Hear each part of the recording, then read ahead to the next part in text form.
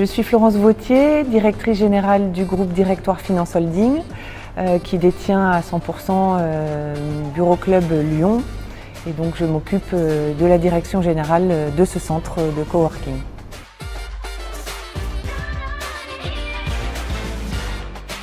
Alors, à Lyon, nous sommes dans une configuration très particulière puisque nous sommes dans un IGH, c'est-à-dire un immeuble de grande hauteur, dans le Crayon, un des immeubles emblématiques du quartier Pardieu de Lyon.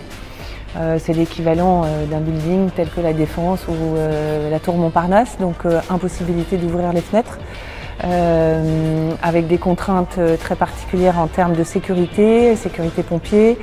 Donc tout est un peu plus compliqué qu'ailleurs puisque nous n'avons pas la possibilité de faire tout nous-mêmes. On doit faire appel souvent à la tour, enfin au service de la tour, que ce soit en termes de sécurité, incendie, et on doit avoir la validation de ces services avant d'entreprendre quoi que ce soit, avec des contraintes notamment en termes de circulation au sein, puisque nous occupons un étage entier de la tour, donc des circulations pour la sécurité incendie obligatoire, ce qui nous a obligés à réfléchir longuement sur nos plans pour pouvoir optimiser notre centre par rapport à ces difficultés ou ces problématiques.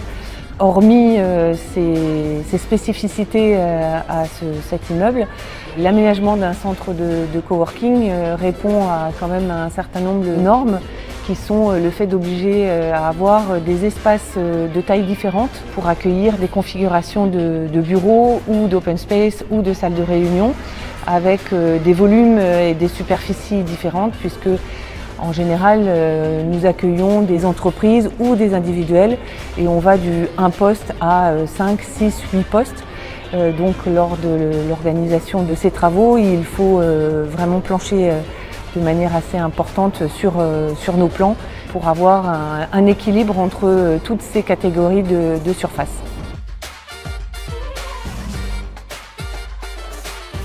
Le réseau Bureau Club me permet d'y trouver beaucoup de mutualisation, pas plus à Lyon que dans nos autres centres, mais c'est surtout une mutualisation de services, de commercialisation, de publicité, de visibilité.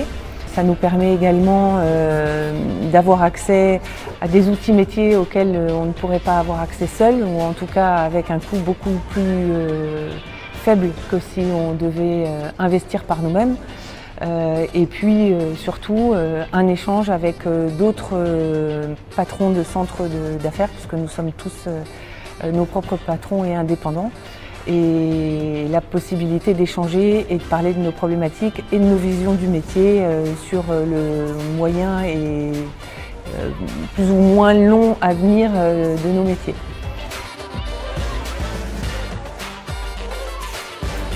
Ah oui, ça, je pense que je m'en souviendrai très très longtemps. C'était en juin 2017. Comme je vous le disais, nous sommes dans un immeuble de grande hauteur où tout est géré avec beaucoup de spécificités. Nous sommes au 21e étage. Nous ne pouvons pas ouvrir les fenêtres compte tenu de la hauteur de l'immeuble et des contraintes. Et au mois de juin 2017, la clim de l'immeuble est tombée totalement en panne en période de canicule. Donc arrêt total de la possibilité de réfrigérer, enfin de refroidir les bureaux à une période où il faisait 37 degrés dehors. Donc nous avions eu quelques prémices dans les semaines précédentes et c'était toujours reparti, sauf que là la clim est totalement tombée en panne avec l'impossibilité d'ouvrir les fenêtres. Donc l'impossibilité de mettre aussi des clims d'appoint puisqu'il n'y avait pas de possibilité de faire sortir l'air chaud et d'évacuer l'air chaud. Et il nous a été indiqué que cette colonne d'eau glacée devait être complètement refaite et qu'il y en avait au moins pour 2 mois, c'est-à-dire tout l'été. Donc en moins de 10 jours, il a fallu trouver et évacuer notre centre. Le risque étant de perdre l'intégralité de nos clients qui, bien sûr, ne pouvaient pas travailler dans des conditions optimales par plus de 32 ou 33 degrés dans le centre. Donc il a fallu en moins de 10 jours trouver un site d'accueil qui répondait à nos normes, celles que j'ai eu l'occasion d'expliquer en termes de compartimentage de nos différents espaces, bureaux, salles de réunion. La domiciliation, c'était moins grave puisque c'est une présence virtuelle dans nos locaux.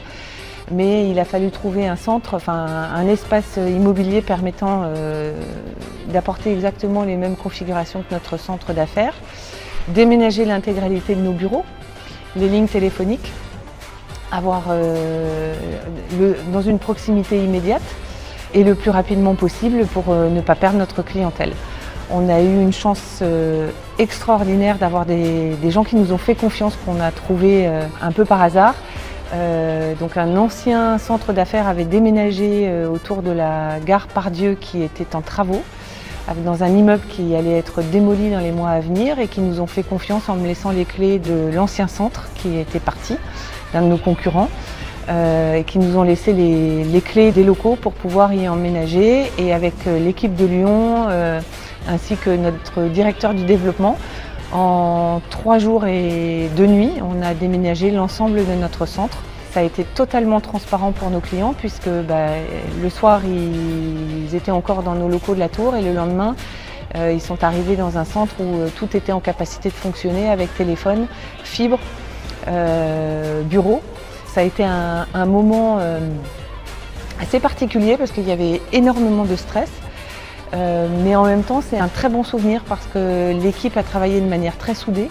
On a aussi beaucoup ri, même si on a eu énormément de fatigue. On a travaillé nuit et jour, non-stop. On a dû dormir 2 heures par nuit au cours de ces 3 jours. Mais au final, on a pu aménager et recevoir nos clients dans les mêmes configurations, dans un autre immeuble, continuer le service sans interruption. Et on a conservé 98% de nos clients qui ont trouvé que le tour de force avait été assez incroyable.